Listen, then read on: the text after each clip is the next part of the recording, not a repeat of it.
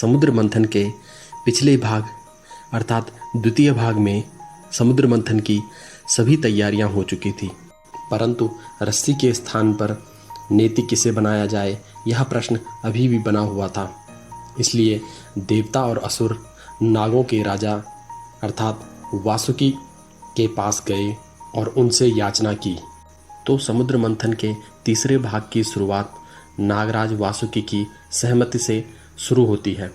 अतः अमृत के लालच में नागराज वासुकी ने तुरंत सहमति व्यक्त कर दी। वे देव और असुरों के साथ क्षीर सागर की ओर चल पड़े। वहां पहुंचकर देव और असुरों ने उन्हें रस्सी की तरह मंदराचल के चारों ओर लपेट दिया। अब मंथन की प्रक्रिया शुरू हुई। देवता वासुकी के सिर वाला हिस्सा पकड़ने को आगे बढ़े तो असुरों ने इसका प्रतिवाद किया। उन्होंने सिर वाला हिस्सा स्वयं पकड़ने की जिद की।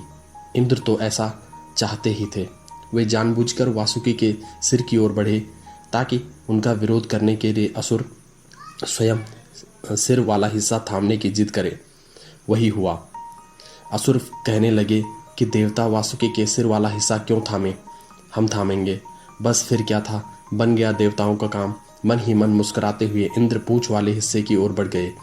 इस प्रकार देवताओं ने वासुकी के पूंछ वाला हिस्सा थामा और असुरों ने उसके आगे का भाग। मंथन आरंभ हो गया, किंतु एक नई बाधा आ गई। मंदराचल के नीचे कोई आधार तो था नहीं, अतः वह धीरे धीरे अपने भारी बोझ से समुद्र तल की ओर खिसकने लगा। अब तो देव और असुर दोनों ही घबरा उठे। अब क्या करें, कैसे रोकें पर्वत को नीचे धंसने से, यह प्रश्न उनके सामने ज्वलंत हो उठा। एक बार फिर भगवान विष्णु उनकी सहायता करने पधारे। एक विशाल कछुए का रूप धारण करके वे समुद्र तल में जा पहुंचे और मंदराचल पर्वत को अपनी पीठ पर टिका लिया। दोनों पक्षों ने फिर से मंथन का कार्य शुरू कर दिया। भगवान विष्णु की कृपा से देवताओं और असुरों एवं वासुकी में नई शक्ति का संचार हो गया था। अतः मंथन की गति तेज और तेज होती गई। वासुकी के अनेक मुख अग्नि और धुआं उगलने लगे। इस गर्म घने एवं जहरीले धुएं ने असुरों को जो वासुकी के सिर के पास थे चारों ओर से ढक लिया। वे बुरी तरह से खांसने, चीखने, चिल्लाने लगे। असुरों के अनेक पराक्रमी वीरों पौलोम, कालेय, इलवल आदि का रंग बदरंग हो गया। वे किसी दावानल द्वारा झुलसाए पौधों की भांति सूख गए। देवता भी धुएं से अछूते नहीं रह सके, किंतु भगवान विष्णु ने उन पर शीतल जल की फुहारें छोड़कर उनमें स्फूर्ति भर दी। देवता और असुर मथते गए। मंथन से अनेक प्रकार की मछलियां एवं जहरीले सर्प बाहर निकले। फिर निकला भयंकर विष, जो घने धुएं के समान भूमंडल पर छा गया। यह देखकर देवता चिल्ला उठे, साथियों बचो, यह भयंकर विष हलाहल है। शीघ्र ही यह जगत पर छाकर सब जीवों के प्राण ले लेगा। व्याकुल होकर देवताओं ने इस बार भगवान शंकर को पुकारा, हे शिव शंकर, हे अभयंकर, हम लोग मृत्यु के मुख में जा रहे हैं, हमारी रक्षा कीजिए देव। शिवजी ने देवताओं की पुकार सुनी। वे तुरंत कैलाश छोड़कर देवताओं की मदद के लिए उनके पास पहुंचे। उन्होंने उस विष को अपनी अंजलि में भरकर पी लिया, किंतु उसे अपने कंठ से नीचे नहीं उतरने दिया। हलाहल पी लेने से उनका कंठ नीला पड़ गया और कंठ नीला हो जाने के कारण उनका नाम पड़ गया नीलकंठ। देवताओं ने उन्हें नमन किया, हे नीलकंठ, हमारी प्रार्थना सुन लेने के लिए आपको बारंबार प्रणाम। हम आपके अत्यंत आभारी हैं। हे देव, हमारी पुकार सुनकर हमारी जो सहायता की है उसे हम सदैव याद रखेंगे। शिवजी ने मुख से कुछ नहीं कहा, वे सिर्फ मुस्कुराते खड़े रहे। इसके बाद मंथन से समुद्र में से कामधेनु अर्थात श्वेत रंग की गाय, जिसका नाम सुरभि भी था, प्रकट हुई। यह ऋषि मुनियों को लोक कल्याण के लिए प्रदान की गई। तृतीय स्थान पर श्वेत रंग का हाथी आया, जो कि बहुत दुर्लभ होता है।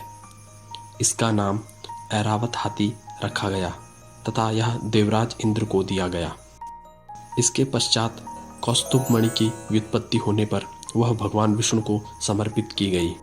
इसके पश्चात श्वेत रंग का घोड़ा आया, जिसका नाम उच्चैश्रवा था। इसे अश्वराज भी कहा गया। बंटवारे में यह असुरों के राजा बलि के पास आया। इसके पश्चात कल्पवृक्ष, इसे कल्पद्रुम या कल्पतरु के नाम से भी जाना जाता है। देवराज इंद्र ने इसे सुरकानन में स्थापित किया। स्कंद पुराण एवं विष्णु पुराण में इसे पारिजात भी कहा गया है। फिर समुद्र में से रूपवती कांतिमयी देवी श्री बाहर आई। उनका रूप निहार कर देवता और असुर दोनों ही विचलित हो उठे। सभी दौड़ दौड़ कर उनका स्वागत करने लगे। इंद्र ने उन्हें एक आसन प्रस्तुत किया। गंगा एवं अन्य पवित्र नदियों ने स्वर्ण कलशों में पवित्र जल लाकर उनके चरण धोए। ऋतुराज बसंत फल और फूल ले आए। अप्सराओं ने उनके सामने नृत्य आरंभ कर दिया। मेघों ने तरह तरह के वाद्य एवं शंख बजाकर उनका संगीतमय स्वागत किया।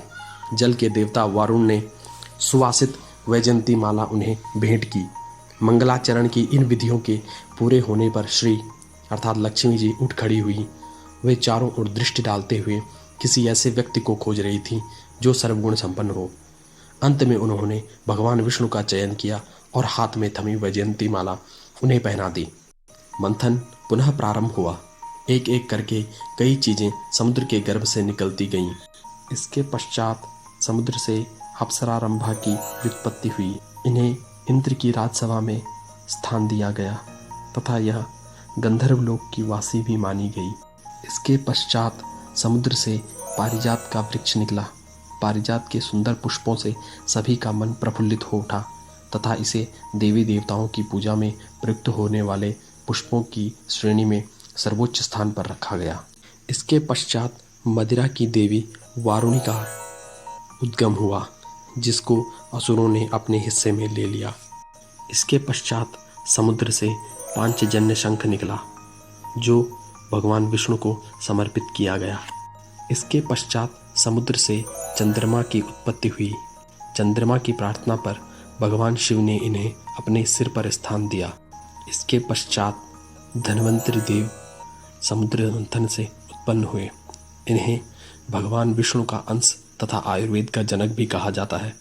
अपने अवतरण के बाद इन्होंने ही आयुर्वेद का ज्ञान जन कल्याण के लिए वैद्यों एवं ऋषि मुनियों को दिया तथा दिव्य चिकित्सक कहलाए। अंत में दिव्य चिकित्सक धन्वंतरि अपने हाथों में अमृत कलश थामे समुद्र से बाहर आए। उन्हें देखकर देवताओं ने परम संतुष्टि का अनुभव किया। अभी वे उनका स्वागत करने के लिए आगे बढ़े ही थे कि असुर पक्ष में भयंकर कोलाहल आरंभ हो गया। अमृत कलश को छीनने के लिए असुर धन्वंतरि की ओर दौड़ पड़े। एक असुर ने झपटकर धन्वंतरि के हाथ से अमृत कलश छीन लिया और उसे आकाश की ओर ले उड़ा। देवताओं ने उसका पीछा किया और अंततः अमृत कलश वापस लाया गया। इस छीना झपटी में कलश का अमृत छलककर नीचे सरिताओं में गिर गया। वे नदियां थी गंगा, गोदावरी एवं क्षिप्रा नदी। जहाँ जहाँ अमृत कलश से अमृत नीचे गिरा था, वहाँ वहाँ आज भी कुंभ के मेले लगते हैं।